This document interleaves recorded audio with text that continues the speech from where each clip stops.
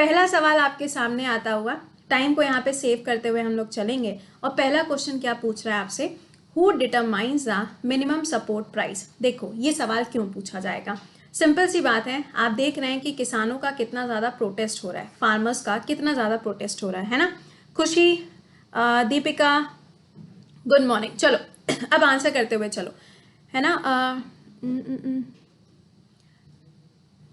राहुल सिंह, मेरे को एक बात बता भाई, ब्रेकअप हो गया तुम्हारा तो अच्छा एक बात बताओ, एग्जामिनेशन हॉल में जब तुम पहुंचोगे तो क्या तुम ये कहानी उसको बता पाओगे? नहीं बता पाओगे ना, क्या हो जाएगा, नील बटे सन्नाटा। तो भाई जो हुआ सो हुआ, उसको ऐसे यूं ऐसे करके खिसका के किनारे करो। अभी आपके लिए जो मेन चीज़ है ना वो आपका सिलेक्शन है। लाइफ में एक बार सिलेक्शन हो जाएगा ना तो घर के बाहर लगी होगी लाइन, तो उस पर फोकस करो अभी, राइट। चलिए अच्छा, तो सबसे पहला क्वेश्चन में पूछा जा रहा है मिनिमम सपोर्ट प्राइस कौन डिसाइड करता है। देखिए फार्मर्स का जो प्रोटेस्ट चल रहा है वो आपको पता है कि 3 पर्टिकुलर जो बिल आए थे उसको अभी हाल ही में कानून बना दिया गया, जिसकी वजह से फार्मर्स का प्रोटेस्ट देखने को मिल रहा है। जिसमें एक सबसे बड़ा जो पॉइंट है वो है मिनिमम सपोर्ट प्राइस, क्योंकि ये लोग ये कह रहे हैं कि मिनिमम सपोर्ट प्राइस जो है, जिस दाम पे सरकार उनसे चीज़ों को खरीदती है उसी को हम मिनिमम सपोर्ट प्राइस कहते हैं। सपोर्ट है ना, जैसे कि मान लो कि कोई है नहीं जिसको वो बेच पाए मंडी में जाके, तो क्या होगा, तो सरकार यहाँ पे क्या करेगी, उस सामान को खरीदेगी, ठीक है। गौतम कुमार, क्या प्लीज मैम। चलिए इसका आंसर क्या होगा, इसका आंसर बनेगा ऑप्शन नंबर ए। मुझे पता था कि तुम लोग बी बोलोगे, डैम श्योर, मतलब लिख के लाए थे हम कि तुम लोग यहाँ पे बी बोलोगे। इसका आंसर क्या होगा, the commission for agriculture cost and price, CACP जो है वो ये काम करता है। बस हो लिए खुश, कर लिया आंसर है, सब आता है मैम हमको। चलो क्वेश्चन नंबर 2, प्रधानमंत्री श्रम योगी मनधन स्कीम। अभी रिसेंटली आपने सुना होगा, जब ये यहाँ पर लॉकडाउन की सिचुएशन चल रही थी उस टाइम पे ये स्कीम के बारे में आपने सुना होगा, है ना। हाँ क्या क्या लिख के पूछ रहे हो, कितना क्या क्या लिखा है, भगवानी मालिक है, लिख क्या रहे हो। अच्छा अच्छा तुमने ये बोला था, चलिए मुबारक हो। अब आपसे कहा जा रहा है कि इसके अंदर टोटल कितना अमाउंट एज अ पेंशन दिया जाएगा, और ये पेंशन किसको दी जाएगी, जिसकी एज 60 ईयर से ज्यादा है। आंसर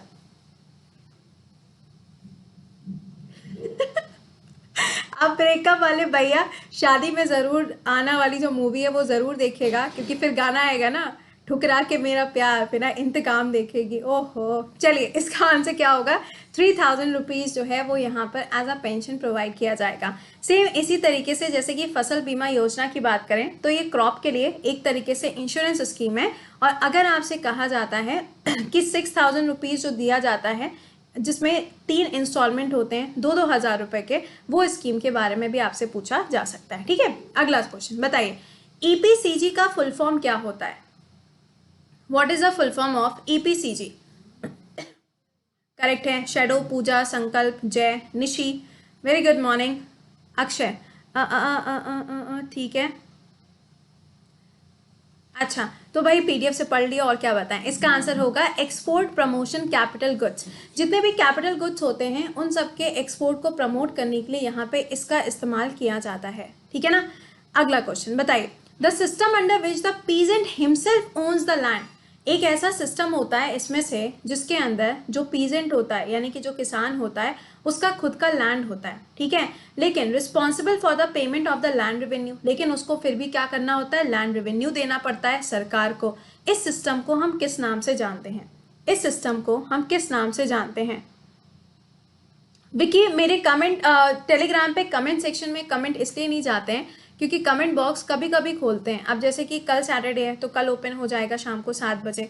होता क्या है ना, जब कमेंट आना शुरू होते हैं ना, फिर जो इम्पोर्टेंट किसी बच्चे ने कुछ पूछ लिया वो फिर रह जाता है, इसीलिए अगर किसी को भी कोई क्वेरी होती है तो वो अलग से मेरे को मैसेज कर देता है, ठीक है। आंसर बताइए। हरे कृष्णा दास बिल्कुल सही है, इसका आंसर बनेगा जमींदारी सिस्टम। बिल्कुल आसान था, रैयतवाड़ी, मालवाड़ी, जमींदारी सिस्टम, ये सारे सिस्टम्स हम लोगों ने हिस्ट्री में पढ़े हुए हैं, है ना। चलिए अगला सवाल बताओ, अंत्योदय प्रोग्राम ये सबसे पहले कौन से राज्य में शुरू किया गया था। JEE सिविल का संकल्प, क्या बताना है, JEE सिविल के लिए कुछ अलग से थोड़ी ना होता है, ये यही होता है, SSC is all about SSC। उसमें कुछ अलग थोड़ी ना कि एमटीएस का ये है, सीजीएल ये है, सीएचएसएल है ये, ऐसा कुछ नहीं होता है। आंसर बताओ। ठीक है, इसका आंसर क्या होगा? ये सबसे पहले राजस्थान के अंदर लागू किया। एक बात और, अगर आपसे पूछा जाता है यूनिवर्सल हेल्थ केयर अभी रिसेंटली कौन सा ऐसा राज्य सबसे पहला राज्य बना है जहां पे इसको प्रोवाइड किया जा रहा है, तो भी आंसर क्या होगा? राजस्थान। राजस्थान ने अपने बजट के अंदर साफ वर्ड्स में लिख दिया था कि इस बार से क्या होगा कि जितने भी हेल्थ फैसिलिटीज हैं वो हर एक जगह पर दी जाएंगी राजस्थान के अंदर। तो सबसे पहला राज्य कौन सा बनेगा, उसके हिसाब से भी राजस्थान रहेगा। अगला सवाल बताइए, which among the following programme was initiated during the 6th 5-year plan. 5-year plan जो हैं हम लोगों ने पढ़ा हुआ है, 1951 से शुरुआत होती है, 2012 में आखिरी वाला प्लान आता है ना। तो अब कहा जा रहा है जो 6 वाला प्लान है उसमें किस चीज की शुरुआत करी गई? आंसर ये ध्यान रखिएगा, पापा की परी ये ध्यान रखिएगा कि अभी इस क्लास के बाद में आपका 10 बजे एक क्लास और हिस्ट्री वाला वो सेशन रहेगा और फिर आपका दोपहर में 2 से 3 क्लास रहेगा। यहाँ पे जो आपका अगला क्लास होगा वो 4:30 बजे शाम को होगा। देखते हैं कोई अच्छा सा टॉपिक दिखेगा तो वो हो जाएगा, अदरवाइज हम लोग नॉर्मल जैसे हमारे शॉर्ट वीडियोस होते हैं वो रहेगा। आंसर क्या होगा? Delhi and Mumbai is the correct answer. अगला बताओ, coral reef are not found, इसमें से कौन सी ऐसी जगह है जहां पे कोरल रीफ्स नहीं पाए जाते हैं? आंसर बेटा टोटल 20 या 25 क्वेश्चंस हैं और आई थिंक अभी 10 सवाल हो चुके हैं। इसका आंसर क्या बनेगा? गल्फ ऑफ कैम्बे में कोरल रीफ्स नहीं पाए जाते हैं। पूरे विश्व में अगर मूंगा चट्टान की बात होगी तो ये ध्यान रखिएगा कौन सा हो जाएगा? ग्रेट बैरियर रीफ ऑस्ट्रेलिया के अंदर। और इंडिया में कौन सी ऐसी जगह है जहां पे आपको कोरल रीफ सबसे ज्यादा देखने को मिलते हैं, या मान लो कि वो पूरी जगह ही जो है ना वो कोरल रीफ से बनी हुई है, तो आंसर क्या हो जाएगा? आंसर बनेगा लक्षद्वीप आइलैंड। ठीक है, चलिए अच्छा अगला सवाल बताइए, the hills situated closer to the Kanyakumari, Kanyakumari के बिल्कुल पास में इसमें से कौन सी पहाड़ियां देखने को मिलती हैं? आंसर 26 अप्रैल को 1.5 साल हो जाएगा तुमको। अरे वाह। 10 बजे का जो बेटा क्लास है वो क्लास अनअकैडमी पे स्पेशल क्लासेस में रहेगा, लिंक अभी टेलीग्राम पे हम आपको शेयर कर देंगे। उसमें आज मॉडर्न हिस्ट्री के सारे क्वेश्चंस आपको कराए जाएंगे, जैसे कल पॉलिटी हुआ था ना 2 बजे, वैसे आज मॉडर्न हिस्ट्री है। एक एक करके मेरी कोशिश है कि एग्जाम से पहले, क्योंकि 10-11 तारीख अभी एग्जाम स्टार्ट हो जाएंगे, तो आई एम ट्राइंग कि उससे पहले आपके मैक्सिमम चीजें रिवाइज करा दी जाएं। हिमांशु, विकास, अरे रुक जा भाई, आपस में बातें कर रहे हैं। आंसर क्या है? Cardamom hills is the correct answer. देखो अन्नामलाई, नीलगिरी और कार्डमम ये तीनों एक के नीचे एक आते हैं। सबसे ऊपर क्या है? नीलगिरी, उसके नीचे अन्नामलाई और यहीं पे आपको मिलती है अनाईमुदी, और इसके नीचे क्या आता है? कार्डमम, और इसके नीचे क्या आएगा? कन्याकुमारी। तो ये लोकेशन, अरे अरे ये तो भगवान भोले बाबा बन गए, तो ये थोड़ा ध्यान रखना। ठीक है, चलिए अगला सवाल, which one of the following country is the largest producer of uranium in the world? Uranium in the world. नहीं पापा की परी, आपके मैसेज नहीं दिख रहा है। एक दिन क्या हुआ, एक बच्चे ने अपना नाम रखा हुआ था पापा की परी है, तो दूसरे वाले ने अपना नाम रख लिया पापा का परा। मतलब कुछ भी नाम रख लेते हैं। इसका आंसर क्या बनेगा? कजाकिस्तान। हमेशा याद रखिएगा यूरेनियम अगर इंडिया के रिस्पेक्ट में पूछा जाएगा तो आंध्र प्रदेश के अंदर अभी रिसेंटली इसके रिजर्व्स मिले। अगर आपसे लिथियम पूछा जाएगा तो लिथियम के रिजर्व्स अभी कर्नाटका के अंदर मिले, बट इसका जो यूनिट लगेगा वो गुजरात के अंदर लगाया जाएगा। ठीक है, ये तो इंडिया के रिस्पेक्ट की बात हो गई। लेकिन अगर यूरेनियम ऑफ द वर्ल्ड पूछा जाएगा तो कजाकिस्तान है। इन केस आपको ऑप्शन में कजाकिस्तान नहीं दिया है तो आप आंसर कनाडा मार्क करके आएंगे। ठीक है, अगला, which among the country is the largest producer of saffron in the world? जो केसर होता है ना, केसर। आंसर क्या है? एयरफोर्स के पेपर की, हमारा पेपर 20 तारीख को है। Wish you all the very best. बस जो पढ़ाया है बेटा अच्छी तरीके से उसका रिवीजन मार लो। डेली बेसिस पे 7 बजे का क्लास मिस मत करो, क्योंकि उसमें आपको बहुत सारा रिवीजन भी मिलता है। ठीक है, बाकी आप अपने अकॉर्डिंग देख लो, जो क्लास आपको लगे कि इंपॉर्टेंट है आप उसको करना। निशी, कनाडा नहीं होगा, मैंने इसीलिए दोनों ऑप्शंस आपको साथ में बता दिया। इसका आंसर बताओ। नालायक शिवम, नाम थोड़ा सही करो भाई, ऐसे कैसे कैसे नाम रख लेते हो। इसका आंसर क्या होगा? ईरान। और सेकेंड नंबर पे अगर पूछा जाए तो कौन सा हो जाएगा? India is the right answer. और आपको पता है कि जो सेफ्रॉन है, जो केसर है, उसका उत्पादन हमारे देश के अंदर कश्मीर में सबसे ज़्यादा होता है। और करेवा सॉइल जो होती हैं वो सबसे बेस्ट मानी जाती हैं किसके लिए, यहाँ पर केसर के लिए। परिही क्यों होती है, वो परिही होती है क्योंकि वो सबसे लाडली होती है, समझे। चलो अगला, the country which has the longest north south extension of its territory. आपको बताना है लैटिट्यूड के हिसाब से ऐसा कौन सा इसमें से कंट्री है जिसका नॉर्थ एंड साउथ एक्सटेंशन जो है वो सबसे लॉन्गेस्ट है। इसका आंसर करो, इसका क्या बनेगा। ठीक है, जीआई टैग कश्मीर बिल्कुल सही है। इसका आंसर क्या होगा, चिले इज द राइट आंसर, ठीक है ना। तो चिले तो इसका करेक्ट आंसर हो गया, लेकिन चिले है कहाँ पर, तो ये आपको साउथ अमेरिका के अंदर देखने को मिलेगा।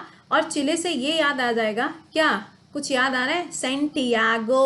ओहो माम, सेंटियागो याद आया, रेड वाइन, सेंटियागो, चिले, याद रखना। अगला, Who led cultivators in Bihar during the non cooperation movement. जब नॉन कॉपरेशन मूवमेंट की शुरुआत हुई थी तो बिहार से किसने इसको लीड किया था। नॉन कॉपरेशन मूवमेंट कब का हो जाएगा, 1920 का रहेगा, बताओ आंसर। इसका आंसर क्या होगा यहाँ पे, स्वामी विद्यानंद जी ने इसको लीड किया था।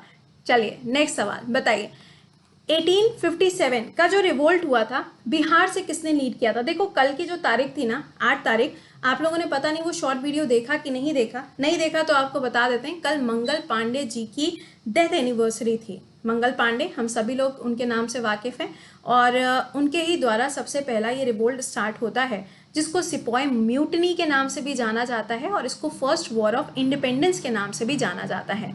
इसका आंसर क्या हो जाएगा, यहाँ पे कुंवर सिंह ने यहाँ पे इसको लीड किया था, ठीक है। Next question, who was the president of INC at the time of the partnership of India, या सॉरी पार्टीशन ऑफ इंडिया। जब भारत को अलग अलग बांटा गया था, यानी कि इंडिया और पाकिस्तान के बीच में जब रेडक्लिफ ने डिवीजन किया था, उस टाइम पे भारत के अंदर जो आईएनसी है, आईएनसी थी, उसके अध्यक्ष कौन थे। अरे हो गया, नमन हो गया भाई, आंसर करो। इसका आंसर क्या होगा, जेपी कृपलानी। 1946 का समय याद रखिएगा, रेडक्लिफ अंकल आए थे, वो जो चचा आए थे उनकी स्केल टूट गई थी, बताया था ना। स्केल टूटने के बाद क्या हुआ, लाइन जो थी वो तिरछी खिंच गई, बस उसी में कल्याण हो गया। अगला बताइए, साराबंदी कैंपेन 1922 में चलाया जाता है। आपसे सवाल में पूछा जा रहा है ये कैंपेन किसके द्वारा चलाया गया, आंसर करो।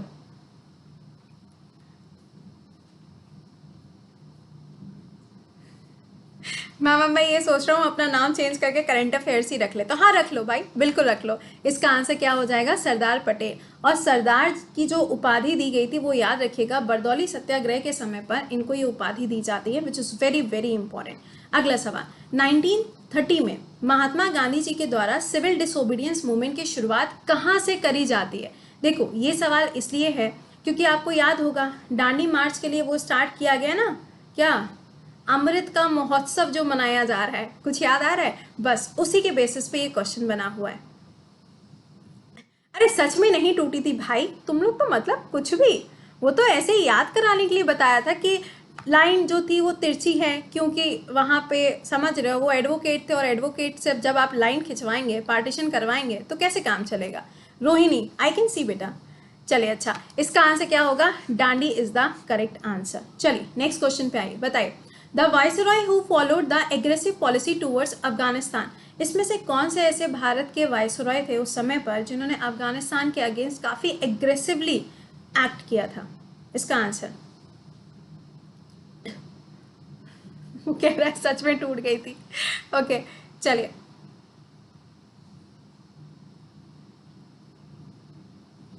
करेक्ट है। देखो यहाँ इसका आंसर क्या हो जाएगा, Lord Lytton is the correct answer. बहुत इंपॉर्टेंट है, नाम याद रखिएगा। ये लिटन अंकल वही हैं जिन्होंने क्या किया था, वो आपको याद होगा, वर्नाकुलर प्रेस एक्ट आया था, उसके बाद में इन्होंने काफी सारे रेस्ट्रिक्शंस भी लगाए थे, तो ये वही अंकल थे, ठीक है। अगला सवाल, under whose leadership was suppression of ठग।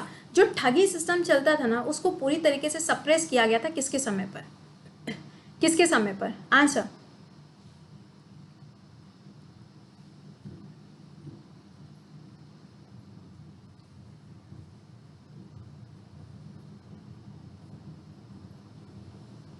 ठीक है चलिए, इसका आंसर क्या होगा, कैप्टन स्लीमन, बिल्कुल सही है। नहीं अभी सही हो गया, मैं वही चेक कर रही थी कि कहीं पे अटक रहा है क्या। बिल्कुल सही हो गया। ओके अगला देखिएगा, who use the Hooghly as a base for the क्या piracy in the bay of Bengal. Piracy सब लोग जानते हैं ना, पायरेसी सब लोगों को पता है, जो पायरेट्स वगैरह हुआ करते हैं, समुद्री लुटेरे। तो इंडिया के अंदर जो बंगाल की खाड़ी है वहां पर भी ऐसा हुआ करता था, हुगली वाली रिवर के पास में। सवाल में आपसे पूछा जा रहा है कि कौन लोग थे जो यहाँ पे पायरेसी किया करते थे। आंसर ठीक है। कैसे करें 2019 का करंट अफेयर्स कंप्लीट? बेटा अब उसके लिए देखो मैं तो कुछ नहीं कर सकती, क्योंकि मैंने तो आपको पढ़ाया है, मैंने इसका रिवीजन भी कराया है। आप एक काम करो, जितना भी 2019 का स्पोर्ट्स है या जो अपॉइंटमेंट्स हुए हैं या जो समिट्स हुए हैं, कम से कम उतना तो पढ़ ही लो, है ना। समझ रहे हो?